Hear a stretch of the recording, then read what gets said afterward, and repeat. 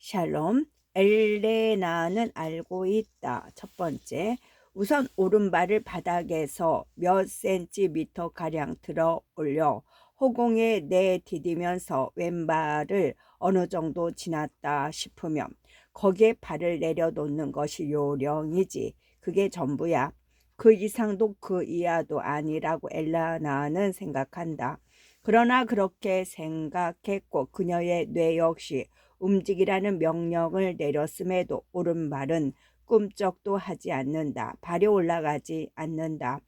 허공에 내디뎌지지 않는다. 다시 바닥으로 내려가지도 않는다. 아주 단순한 동작이지만 발은 그것마저도 하지 않는다. 그래서 엘레나는 자리에 앉아 기다리기로 한다. 그녀의 집부엌에서 그녀는 오전 10시에 수도로 떠나는 기차를 타야 한다. 그 다음은 11시 기차다. 하지만 오전 9시에 이미 약을 먹었기 때문에 10시 차를 놓치면 아무 소용이 없다. 약효가 서서히 나타나면서 몸이 뇌의 명령에 따라 움직이려면 반드시 10시 기차를 타야 한다고 그녀는 생각할 뿐 아니라 또 그렇게 알고 있다. 어서 서둘러야 한다. 11시 기차는 절대 안 된다. 그때쯤이면 약효가 점점 떨어지다 결국 사라져 지금 같은 상태로 돌아올 것이다. 그렇게 되면 레보드파가 효과를 발휘하리라는 희망조차 사라져버린다. 레보드파는 체내에서 용해된 뒤 순환하는 화학물질을 가리키는 이름이다. 그녀가 그 이름을 알게 된 건 꽤 오래 전이다. 레보드파 의사들이 그렇게 불렀다. 그녀는 의사들의 글씨를 제대로 알아보기 힘들 것 같아서 종이에 따로 이름을 적어두었다. 그녀가 알고 있는 대로 몸속에 어서 레보드파의 약기운이 돌기를 집부엌에 앉아 그녀가 기다리고 있는 것도 바로 그것이다. 그녀가 지금 할 수 있는 일이라고는 기다리는 것밖에 없다. 그녀는 주변에 있는 거리를 헤아린다. 그리고 기억하고 있는 거리 이름을 줄줄 웬다. 뒤에서 앞으로, 앞에서 뒤로. 루포 모레노 베이타시 코데마요. 미트레 로카 마드레 베이티신 코데마요. 모레노 루포 레포도파 역까지는 5블록밖에 떨어져 있지 않아. 그렇게 멀지 않다고 그녀는 생각한다. 그리고 다시 거리 이름을 외우면서 계속 기다린다. 5. 아직은 발이 떨어지지 않아 걸어 다닐 수 없는 거리지만 이름만큼은 소리내지 않고 조용히 외울 수 있다. 오늘은 누구와도 마주치고 싶지 않다. 그녀의 건강에 대해 묻고 딸의 사망에 대해 뒤늦게 애도를 표하는 사람. 그 누구와도 만나고 싶지 않다. 요즘 들어 문상은 오지 못했거나 장례식에 참석하지 못한 사람들이 매일같이 그녀 앞에 나타나고 있다. 어쩌면 엄두가 나지 않아 오지 못한 이도 애초에 내키지 않아 오지 않는 이도 있을 것이다. 대개의 사람들은 누군가 리타처럼 세상을 떠나면 그게 누구든 장례식에 가야 할 것 같은 기분에 사로잡힌다. 그러면서 10시는 결코 좋은 시간이 아니지 그녀는 생각한다.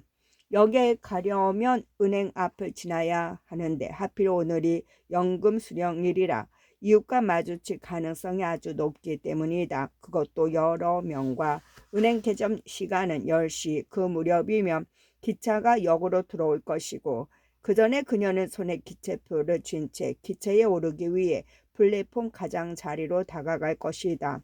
하지만 나는 먼저 온 사람들한테만 돈을 줄까봐 두렵기도 한 듯 은행 앞에 일찍부터 줄을 선 연금 생활자들과 마주치리라는 것을 알고 있다. 물론 블록을 돌아서 간다면 은행 앞을 지나치지 않을 수도 있다. 그렇지만 그건 파킨스 병 절대 용납하지 않을 것이다. 파킨슨 병, 그것이 바로 그녀의 병명이다. 그녀는 오래전부터 몸의 일부분, 가령 다리를 움직이도록 명령하는 것이 자신이 아님을 알고 있다. 명령하는 것은 그 남자다. 아니면 그 여자든지. 가끔 파키스 병이 남성 명사인지 아니면 여성 명사인지 궁금할 때가 있다. 파키슨 씨라는 이름을 이름은 분명 남성을 가리키지만 엄연히 질병인 이상 여성 명사로 불려야 마땅할 듯하다. 불행 아니면 형벌이라는 단어가 의례 그렇듯이 말이다. 그래서 엘라나는 그 병을 그 여자라고 부르기로 한다. 병에 대해 떠올릴 때마다 늘 병 같으니라고 생각하니까. 그리고 여기서 남자가 아니라 여자다. 다소 민망한 표현이긴 하지만 어쨌든 그녀는 늘 그렇게 말한다. 그 여자 베네가스 박사가 벌써 여러 차례 설명해 줬지만 엘라나는 아직도 완전히 이해가 되지 않는다. 물론 자기 몸속에 가지고 있는 것이니 어떤 병인지 정도는 알고 있지만 의사가 사용하는 몇 마디 문장은 도무지 이해할 수가 없다. 박사가 처음 그 병에 대해 설명했을 때 리타도 자리에 함께 있었다. 이제는 이 세상에 없는 리타. 의사는 파킨스 병이 신경계 세포의 퇴행으로 인해 발생하는 병이라고 설명했다. 하지만 두 사람은 그 단어가 영 마음에 들지 않았다. 퇴행? 그녀와 그녀의 딸 모두. 베나가스 박사가 곧장 다시 설명하려고 했던 걸 보면 박사 역시 어색한 분위기를 눈치챘던 것이 분명하다. 그에 의하면 파킨스 병은 중추신경계의 질병으로 주로 신경세포가 퇴행하거나 돌연 변이를 일으키는 등 어떤 식으로든 변형되어 도파민이 정상적으로 분비되지 않아 발생한다. 엘라나는 가령 자기 뇌가 움직이라는 명령을 내릴 때 도파민이 그 명령을 발까지 전달해주는 경우에만 움직일 수 있다는 사실을 그제야 알게 되었다. 전령 같은 거로군. 그날 그녀는 그렇게 생각했다. 그러니까 파킨스 병은 그 여자고 도파민은 전령인 셈이네. 그렇다면 뇌는 아무것도 아니잖아. 그녀는 생각한다. 바른 뇌의 말을 전혀 듣지 못하니 말이야. 쫓겨났는데도 자기가 아직도 왕위에 있는 줄 아는 왕이나 마찬가지로군. 리타가 어렸을 때 잠자리에서 들려주던 이에게 나오는 벌거벗은 임금님과 다를 바 없어. 쫓겨난 왕, 벌거벗은 임금님. 그래서 이제는 그 여자가 있다. 엘레나가 아니라 그녀의 병, 전령.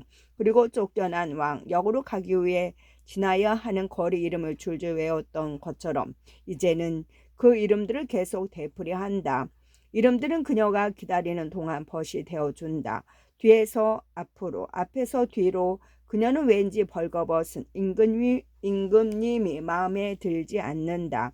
벌거숭의 모습을 떠올릴 때마다 민망한 생각이 들기 때문이다. 차라리 쫓겨난 왕이 더 나을 것 같다. 그녀는 기다리며 이름을 되풀이하고 또 두 단어씩 짝을 지어 보기도 한다. 그 여자와 전령, 전령과 왕, 왕과 그 여자. 다시 시도해 보지만 발은 여전히 무감각하다.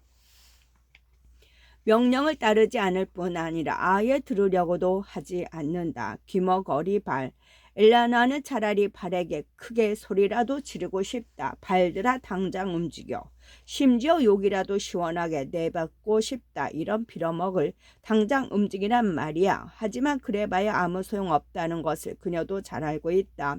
발은 아무 소리도 듣지 못할 테니까. 그래서 그녀는 소리를 지르는 대신 조용히 기다리기로 한다. 그리고 다시 이름을 되풀이한다. 거리 이름의 왕과 이름, 그리고 또다시 거리 이름. 이번에는 새로운 말도 포함시킨다. 도파민, 레보도파. 여러 번 중얼거리다 보니 도파민의 도파와 레보도파의 도파가 같은 것이라는 생각이 든다. 하지만 그런 직감만 들 뿐 확신은 없다. 말을 되풀이해서 외우고 순서를 바꿔 장난을 치다 보면 혀가 꼬이기도 하지만 기다리는 중이기 때문에 어떻게 되든 상관없다. 지금 그녀에게 중요한 것은 시간이 흘러 알약이 녹으면서 몸속으로 퍼져나가 발에 이르는 것뿐이다. 그렇게만 되면 발도 자기들이 움직이기 시작해야 한다는 것을 깨닫게 될 테니까. 지금 그녀의 마음은 불안하다. 일반적으로 불안해지면 약효가 더디게 나타나기 때문에 이는 결코 좋은 현상이 아니다. 하지만 그녀로서는 어쩔 도리가 없다. 오늘 그녀는 누가 딸을 죽였는지 알아내기 위해 이 세상에서 유일하게 자신을 도와주게끔 설득할 수 있는 사람을 만나 이야기를 나누기 위해 마지막 카드를 쓰려고 한다. 이제는 거의 잊어버렸을 만큼 오래된 빚을 정산하는 대신 말이다. 물론 리타가 이 자리에 있다면 절대 찬성하지 않겠지만 인생은 물물 교환이 아니야. 엄마, 이 세상에는 우리도 모르게 하느님의 뜻에 의해 이루어진 일도 있잖아. 그녀는 그 빚을 받아내려고 한다. 쉽지는 않겠지만 어떻게든 해볼 생각이다. 그녀가 찾는 사람의 이름은 이사벨이다. 이사벨이 아직도 자신을 기억하고 있을지 그녀는 알 수 없다. 까맣게 잊어버렸을 것도 같다. 하지만 리타는 기억할 것이다. 매년 리타에게 크리스마스 카드를 보내왔으니까. 어쩌면 그 아이가 세상을 떠난 것을 모를 수도 있다. 아무도 그녀에게 말해주지 않았다면 또 장례식 이틀 후에야 리타가 일하던 가톨릭 학교 명의로 신문이 난 유일한 부고, 학교장과 교직원, 학생과 학부모 모두 삼가 고인의 명복을 빌며 엘라나에게 심심한 위로의 말을 전한다는 그글을 읽지 못했다면 까맣게 모르고 지나갔을 것이 분명하다. 만약 오늘 내가 만나지 못한다면 그녀는 올 12월에도 어김없이 죽은 이에게 즐거운 크리스마스와 행복한 새해를 기원하는 카드를 보낼 것이다. 리타는 기억하겠지만 엘라나는 엘라나를 생각한다. 이미 잊어버렸을 것이다. 설령 기억한다 해도 나이에 비해 벌써 늙어버린 몸에 허리까지 구부정해졌는데 알아볼리 만무하지. 이세벨을 마주했을 때 자기가 누구인지, 왜 거기까지 그녀를 찾아왔는지 설명하는 것은 엘라나가 풀어야 할 과제이다. 엘라나는 그녀를 만나 우선 리타에 관해서 그리고 그녀의 죽음에 관해서 말할 것이다. 아니면 사람들한테 들은 이야기 중에 그녀가 이해한 것만 골라 말해주는 게 좋을지도 모른다. 엘라나는 어디에 가면 이세벨을 찾을 수 있는지 알고 있지만 거기까지 가는 방법은 알지 못한다. 리타와 함께 거기에 가본 지도 벌써 20년이 다 되어간다. 운이 따라준다면 이세벨이 다른 곳으로 이사만 가지 않았다면, 리타처럼 세상을 떠나지만 않았다면 병원 바로 옆 육중한 나무 문에 청동 장식이 달린 벨그라노의 낡은 집에서 그녀를 만나게 되리라. 그런데 거리 이름이 기억나지 않는다. 하지만 그날 딸이 엄마 혹시 솔다도테라라인 데펜테시아라는 거리를 들어본 적 있어? 하고 물었던 것을 떠올려 보면 기억이 날 것도 같다. 레티로에서 헤넬라파스 거리까지 이어지는 부에노스아이레스 언저리의 큰 길에서 한두 블록 떨어진 곳인데 주변에 작은 광장이 있고 전로가 보았던 것이 기억나는 이상 곧 찾을 것 같다. 기차를 직접 본 건 아니지만 지나가는 소리를 들은 기억도 난다. 리타가 어느 노선인지 물었지만 이사벨은 우느나 대답조차 하지 못한 것도 엘레나는 20년이 지난 지금 두 번째로 그 동네에 가기 위한 방법을 알아보고자 지푸금 길 모퉁이에 있는 콜택시 회사를 찾아갔다.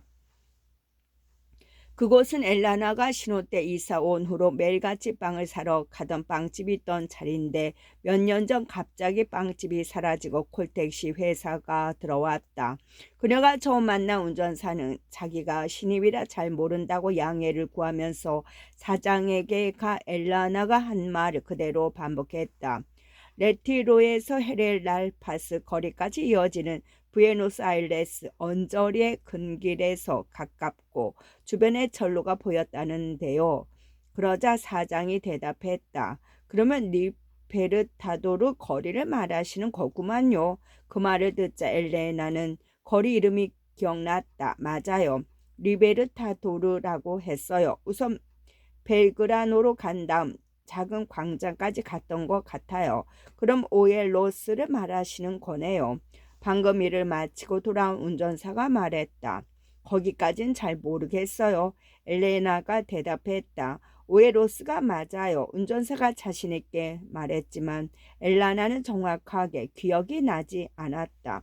기억나는 거라고는 나무 문과 정동 장식 이세벨 그리고 이세벨이 남편밖에 없다. 물론 남편에 대해서는 아는 것이 거의 없는 실정이었고 거기까지 모셔다 드릴까요? 그들이 물었다. 하지만 엘라나는 워낙 먼 곳이라 비용도 만만치 않게 들 테니 그냥 기차를 타고 가겠다고 말했다. 도저히 혼자서 지하철을 타고 갈 엄두가 나지 않는다면 콘스티투시온 역에서 택시를 잡아 탈 거라고 했다. 싸게 모셔다 드릴게요. 사장이 제안했지만 엘라나는 굳고 사양했다. 말씀은 고맙지만 알아서 갈게요. 요금은 나중에 주셔도 되니까 타고 가세요. 그도 물러서지 않았다. 아니요, 그냥 기차 타고 갈게요. 엘라나는 말했다. 남한테 빚지는 게 싫어서요. 그런데 그 부근에는 지하철역이 없어요. 부인, 가장 가까운 게 가란사역인데 여기서 10블록이나 떨어져 있다고요. 운전사들이 말했다. 만약 택시를 타게 되면 운전사 마음대로 가도록 내버려 두지 말고 누에 베데홀리오 거리를 따라 직진하다가 리베르타로로 거리가 나면 오에로스까지 또 직진해서 가달라고 미리 분명하게 말하세요. 그때 그 길을 잘 아는 운전사가 끼어들며 말했다. 아니야. 리베르타로도 거리로 가다가 피게루 알코르타 거리로 나오면 그 길을 따라 직진하는데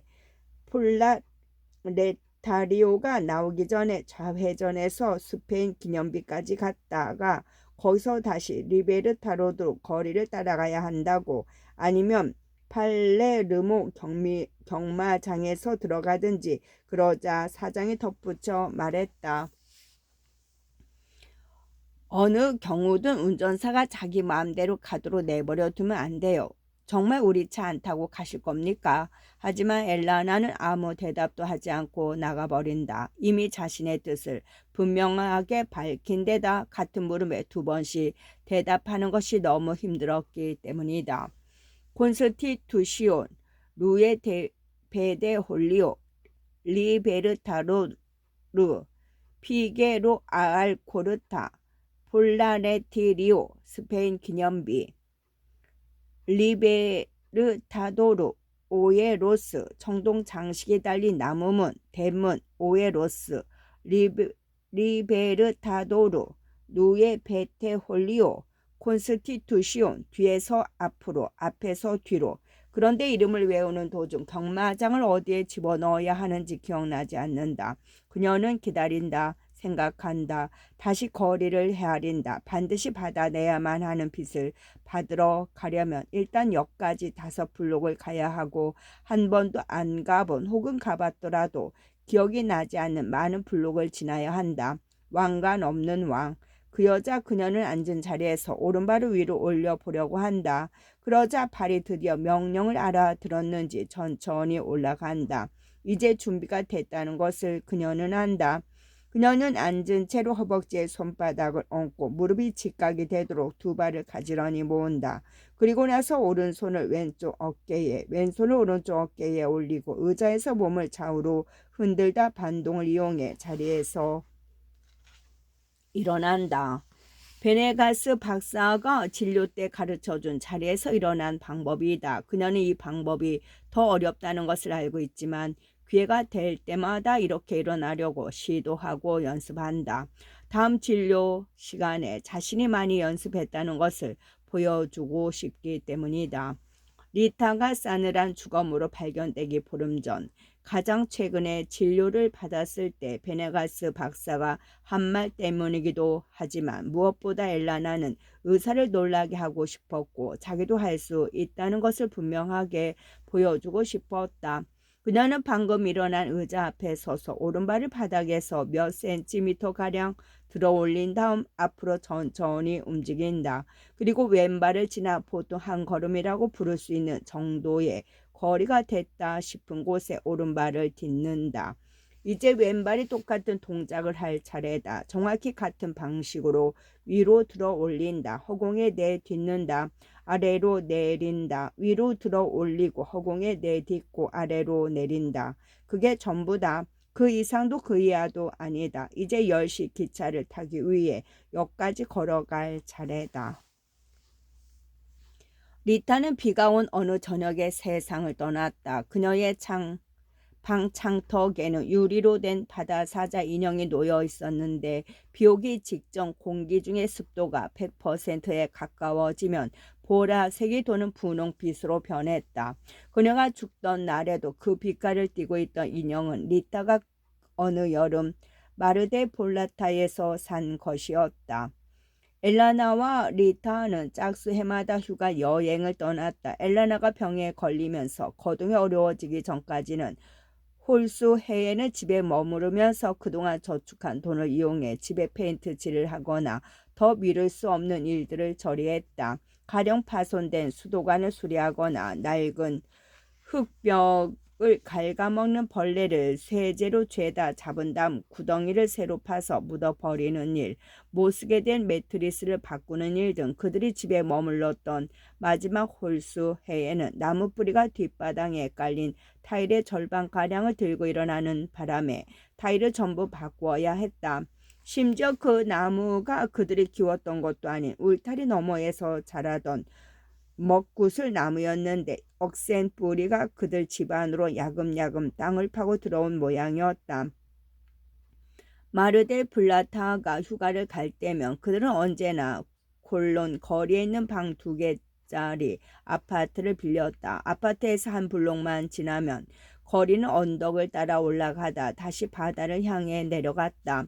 리타는 방에서 엘라나는 거실 겸 부엌에서 잤다. 빨리 일어났네. 엄마 역시 엄마는 부엌 가까이에 있는 게 좋아. 나를 귀찮게 하지도 않고. 짝수 해가 되면 리타는 신문에 실린 아파트 임대 광고를 뒤적이면서 형편에 맞는 곳을 골라 동그라미를 쳤다.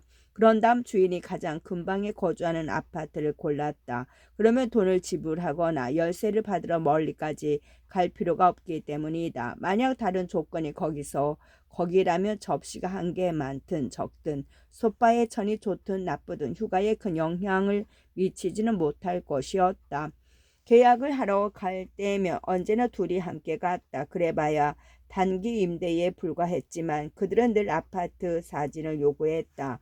그럴 때마다 주인들은 실제와 다르게 기름때 하나 없이 깨끗한 아파트 사진을 내놓았다. 하지만 엘라나는 청소하는 것을 워낙 좋아했기 때문에 그것 또한 큰 문제는 아니었다. 당시만 해도 아직 몸이 멀쩡할 때라 걸레질을 하다 보면 오히려 마음이 차분하게 가라앉을 뿐만 아니라 허리 통증 또한 놀랄 만큼 완화되었다. 언제 하루 날 잡고 청소라도 하면 아파트 몇 시간 만에 낡은 건 어쩔 수 없다 손치더라도 깨끗한 모습으로 변했다. 그들은 해변에 나가지 않았다. 사람이 너무 많은 데다 날도 너무 더웠기 때문이다. 리타는 번거롭게 파라솔을 들고 다니는 것을 좋아하지 않았고 엘라나는 그늘이 없다면 굳이 모래사장에 가려고 하지 않았다. 하지만 그들로서는 그곳에서 기분 전환을 한 것만으로도 아주 좋았다. 여행 또한 그들은 평소보다 조금 오래 잤고 아침에는 갓 구운 크루아상을 먹었으며 싱싱한 생선으로 요리를 만들었다. 초저녁 해가 아파트 건물 뒤에 숨으면 마르데 볼라타 해변을 따라 이어진 람볼라 산책로를 걷기 위해 밖으로 나가기도 했다. 그들은 해안을 따라 남에서 북으로 걸었고 돌아올 때는 대로변을 따라 북에서 남으로 걸었다.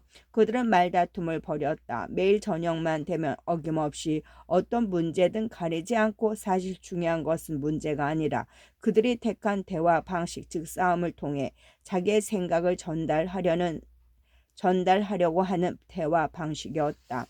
그들 간의 싸움은 다른 말다툼을 은폐하려는 의도에서 비롯된 경우가 많았다. 그래서 그들은 언제든 기회만 되면 지금 다투는 문제와 전혀 상관없는 각자 가슴속에 맺힌 응어리를 상대에게 불어넣곤 했다.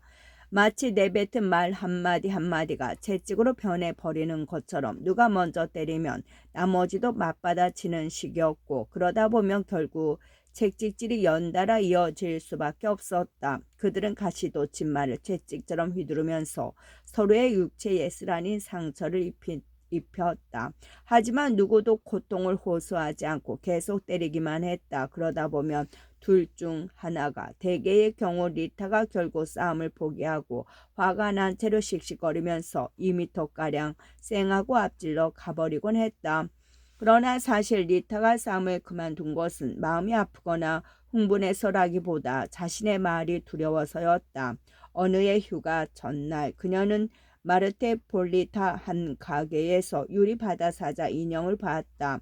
거기에는 조개 목걸이, 곧이 양식으로 지어진 마르테 폴라타의 명물 드레온 델몬의 모양을 본뜬 재떨이, 작은 조가비로 꾸며진 보석 상자, 어린 남자아이나 사제 혹은 가우초의 차례에 나선형 쇠붙이로 달아 감히 쳐다보지도 못하게 만든 와인 오프너, 그 외에 비슷비슷한 기념품을 팔고 있었다.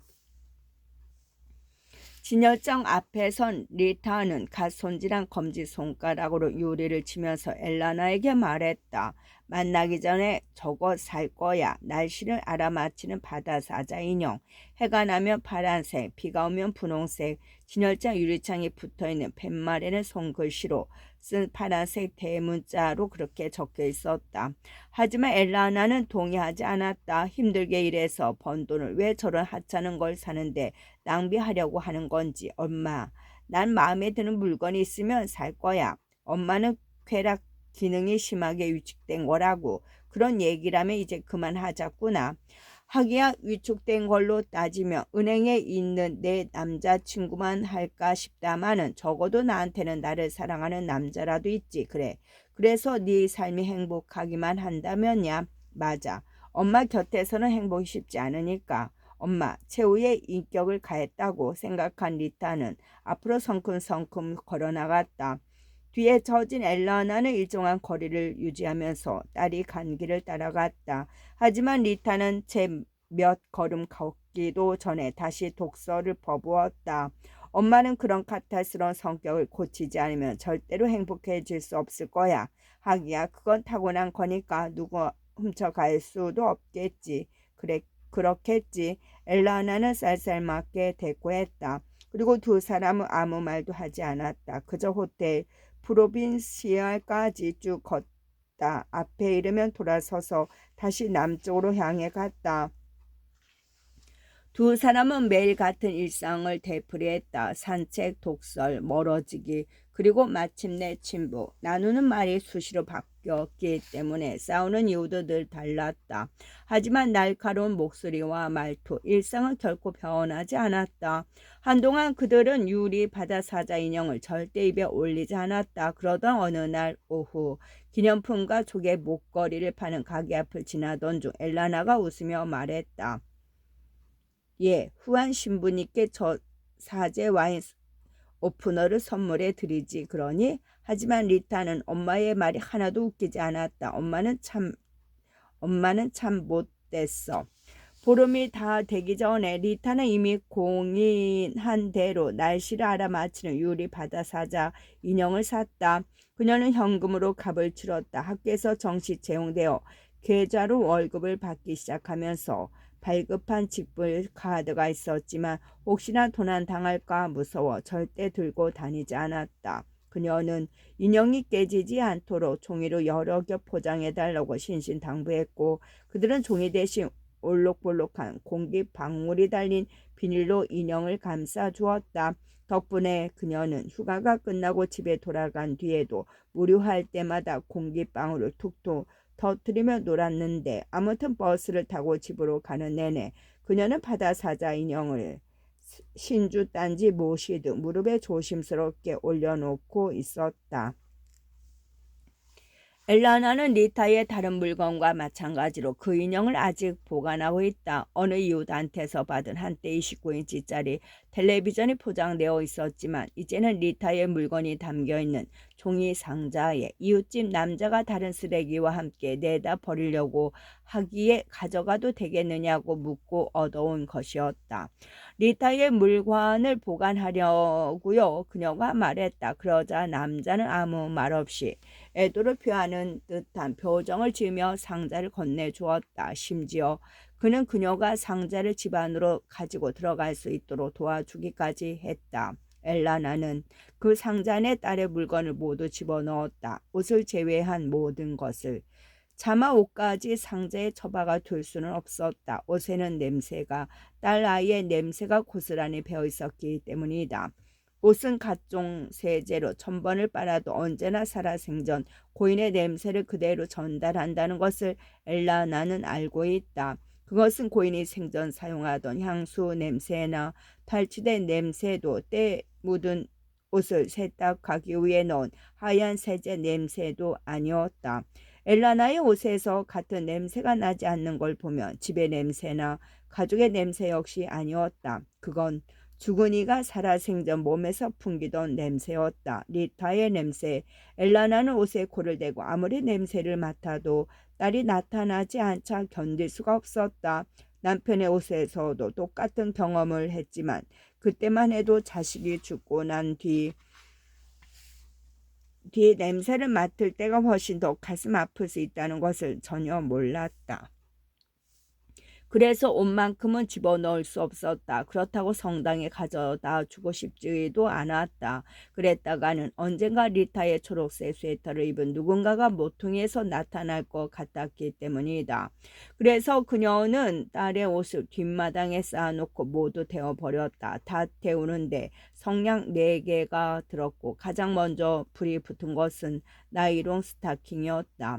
열에 녹은 스타킹은 합성 용암처럼 변하더니 이내 사라졌고 곧이어 모든 것이 서서히 불타올랐다. 잿더미 한가운데서 와이어와 호크 그리고 지퍼가 나왔다. 엘라나는 환경미화 원이 수거해 가도록 그것들을 쓰레기 봉투에 넣어 밖에 내놓았다. 그렇게 리타의 옷은 이웃집 남자가 준 종이 상자에 들어가지 않았다. 반면 한 번도 안 껴봤다는 아무 냄새도 나지 않은 양모 장갑과 구두, 오래된 사진, 전화번호, 신분증을 제외한 주요 서류, 수첩, 은행카드, 반쯤 뜨다 만 뜨개질, 고등학교 개교일 날 모든 교직원이 가톨릭 학교 운동장에 모여있는 모습을 찍은 일간질 사진, 후한 신부가 하느님의 말씀이 네 아버지와 마찬가지로 너와 함께 하기를 이라는 헌사를 적어 리타에게 선물해준 성경, 독서용 안경, 값상 선약, 엘라나의 연금, 승인이 늦어지자 학교 행정실에서 선물로 준 성 에스페디토 판화, 이세벨의 딸이 태어난 날의 신문 스크랩 등은 모두 박스에 들어갔다. 1982년 3월 20 부에노스아이레스시에서 이세벨과 마르코스 만시아 부부의 딸 마리아 홀리에타가 태어났음을 기쁜 마음으로 알리는 바입니다. 가장 자리를 최대한 맞춰 손으로 찍은 공지문과 만시아 가족이 매년 크리스마스 다 보내온 카드를 모아둔 파일, 은행에서 일하는 남자친구가 선물해준 하트 모양의 초콜릿 상자까지도. 초콜릿 상자 안에 초콜릿은 없었지만 대신 쓸모없는 페스트리 몰드와 대충 포개어 분홍색 세틴 리본으로 묶어놓은 편지 한 묶음이 들어있었다. 하지만 그녀는 편지를 읽어볼 엄두가 나지 않는다. 딸의 사생활을 존중해서가 아니라 자기 자신을 위해서다. 결코 알고 싶지 않은 사연을 속속들이 다 알게 될까 두렵기 때문에 웬 남자가 딸에게 보낸 연애 편지를 읽으면서 온당하진 않지만 짜릿한 기쁨을 맛보는 엄마도 있을 거야.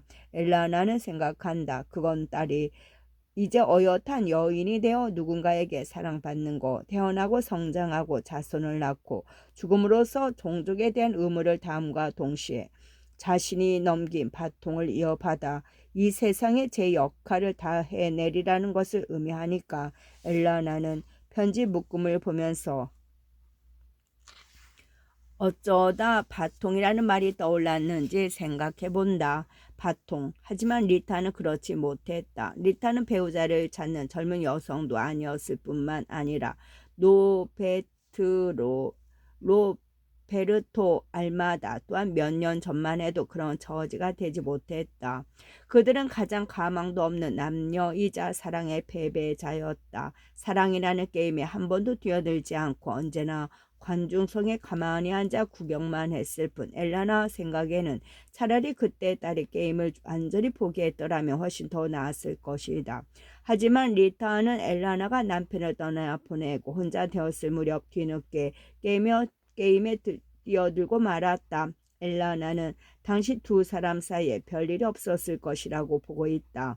기껏해야 해가 국기 기념관 뒤로 사라질 무렵 광장에서 아니면 어머니가 미용실에서 들어오기 전 로베르토의 집에서 수줍게 하거나 서투른 손길로 돌아서 무슨 짓을 했던 엘라나는 굳이 알고 싶지 않다. 하물며 그 편지에서 그런 내용을 일일이 확인하고 싶지도 않다.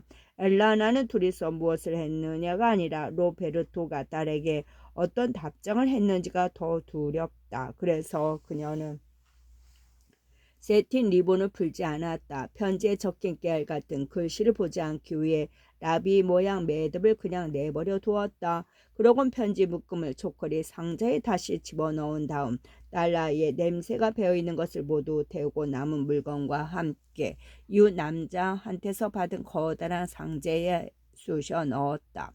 바다 상자 인형을 제외한 모든 물건을 그녀는 날씨를 알아맞히는 바다사자 인형을 주방 선반에 있는 라디오와 전화기 사이 살짝 앞쪽에 올려놓았다. 그 간극은 리타와 엘라나가 싸우고 났을 때마다 떨어져 걷던 것을 상징했다. 그것은 가장 눈에 띄는 장소였다.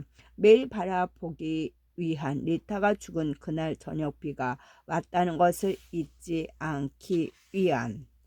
엘라나는 역을 향해 걸어간다. 끝.